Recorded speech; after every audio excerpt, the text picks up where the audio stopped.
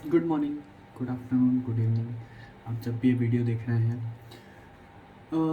आज हम बात करने वाले हैं सीए फाइनल के एक सब्जेक्ट से रिलेटेड। सीए फाइनल का जो पेपर 7 है, डायरेक्ट टैक्स, इसके रिगार्डिंग कुछ इंट्रोडक्शन। डायरेक्ट टैक्स जो सब्जेक्ट है वो दो पार्ट्स में बटा हुआ है। पहला पार्ट है डायरेक्ट टैक्स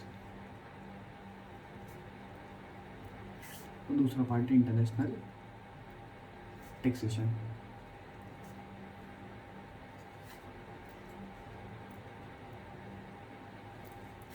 डायरेक्ट टैक्स जो है वो ICAI ने 70 मार्क्स का रखा है पेपर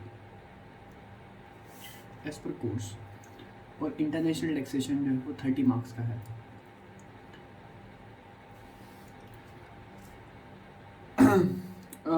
डायरेक्ट टैक्स मतलब वही अपना नॉर्मल इनकम टैक्स जो होता है। इनकम टैक्स से रिलेटेड जो भी आपने IPCC में भी पढ़ा होगा वही डायरेक्ट टैक्स में इंक्लूड होता है। इंटरनेशनल टैक्सेशन CA फाइनल में कुछ नया है, जिसमें बहुत सारे नए कंसेप्ट हैं, तो वो है 30 मार्क्स का। और डायरेक्ट टैक्स में भी बहुत सारी नई चीज़ें हैं, मतलब 5 हेड्स ऑफ इनकम को छोड़ के भी बहुत सारी चीज़ होती है, वो है 70 मार्क्स का। अब आपने आपके सीनियर्स और भैया दीदी से सुना होगा कि ये बहुत ही ज़्यादा डिफ़िकल्ट सब्जेक्ट है और ऐसा है और वैसा है और बहुत वास्ट सब्जेक्ट है। अकॉर्डिंग टू मी, अगर आप स्पेसिफिक टॉपिक्स पे फोकस करो तो बहुत अच्छा कवरेज बहुत कम टॉपिक्स पढ़ के भी किया जा सकता है। जैसे बहुत सारे टीचर्स बहुत सारे टॉपिक्स पढ़ाते हैं, कुछ टीचर हैं जो कि 40-40, 50-50 टॉपिक पढ़ाते हैं, ऐसी 500, 600 पेज की बुक आती है। बिल्कुल DT बहुत लंबा है, पर मेरे हिसाब से कुछ स्पेसिफिक टॉपिक्स पे फोकस करके आप अच्छा खासा कवरेज कर सकते हैं। फॉर एग्जांपल जैसे अगर हम नॉर्मली देखें तो एक जो है, एक तो यही दिख रहा है कि सबसे पहले अगर हम इंटरनेशनल टैक्सेशन कवर कर लें, सिर्फ अगर हम इंटरनेशनल टैक्सेशन कवर कर लें तो 30 मार्क्स कवर होते हैं भाई हमारे। अरे ये तो ICAI नहीं बोला है, ये तो ICAI नहीं बोला है कि 30 मार्क्स का है। उसके बाद फिर आगे मेरे हिसाब से जो एक बहुत इम्पोर्टेंट टॉपिक बनता है वो है PGBP प्लस मैट। इसमें एग्ज़ाम में कम से कम 14 to 16 मार्क्स का कवरेज रहता है हर पेपर में। ओके, इसके बाद फिर अगला टॉपिक जो मुझे लगता है इम्पोर्टेंट है वो एक चैरिटेबल ट्रस्ट करके एक टॉपिक है। चैरिटेबल ट्रस्ट वो बहुत ही एक इम्पॉर्टेंट टॉपिक बनता है, ठीक है, जो कि हर एग्ज़ाम में अप्रॉक्सीमेटली 8 मार्क्स का कवरेज रखता है। उसके बाद एक इम्पॉर्टेंट टॉपिक है, इसी का पार्ट इंटरनेशनल टैक्सेशन का ही पार्ट होता है, DTAA।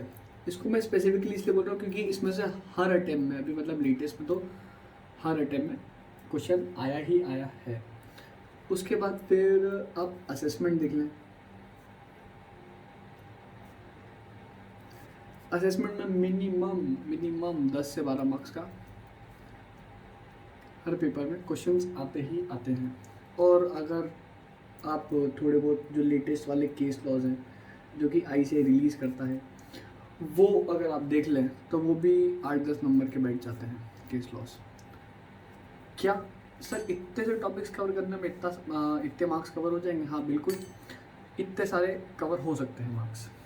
इतने 5-6 टॉपिक्स जो हैं वो करके इतने सारे मार्क्स कवर हो सकता है।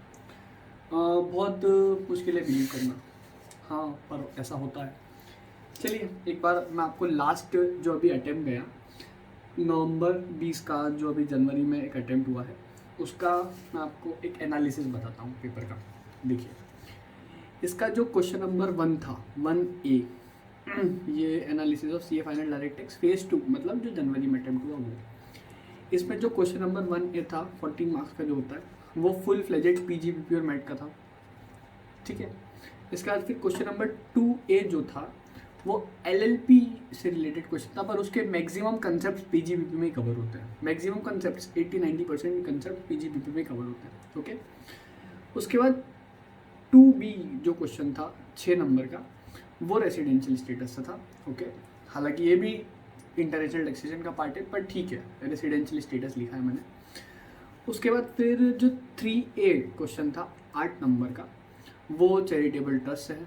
आते ही आता है चैरिटेबल ट्रस्ट का क्वेश्चन, मतलब अभी लेटेस्ट में तो हर टाइम में आप देखने को मिल ही जाएगा आपको चैरिटेबल ट्रस्ट, या फिर एक और चैप्टर है चैरिटेबल ट्रस्ट से रिलेटेड उसका। उसके बाद 3B 6 मार्क्स का क्वेश्चन, ये था DTAA से रिलेटेड।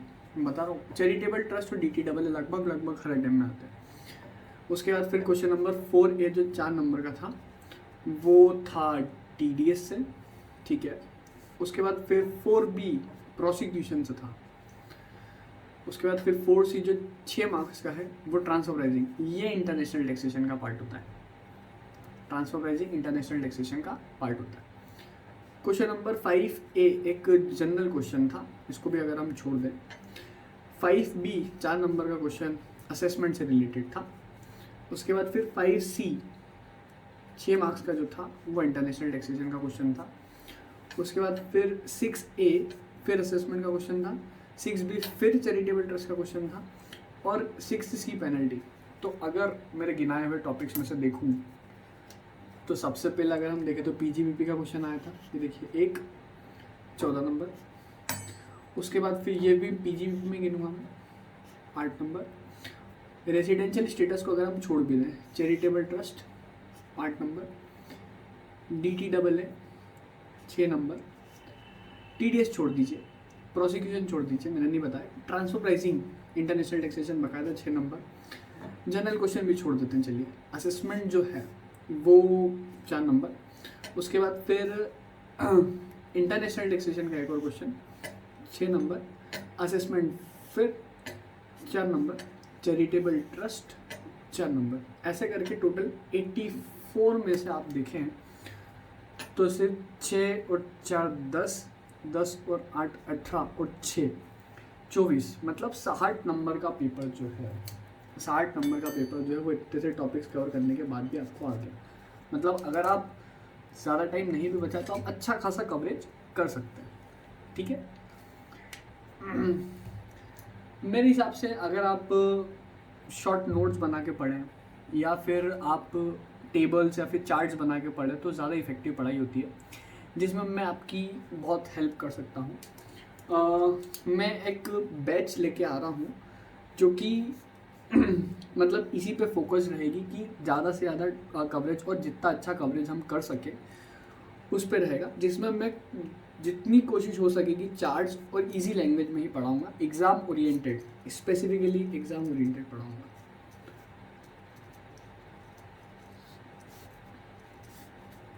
इसकी डिटेल्स मैं आपको यूट्यूब पर दे दूँगा, है ना। Thank you.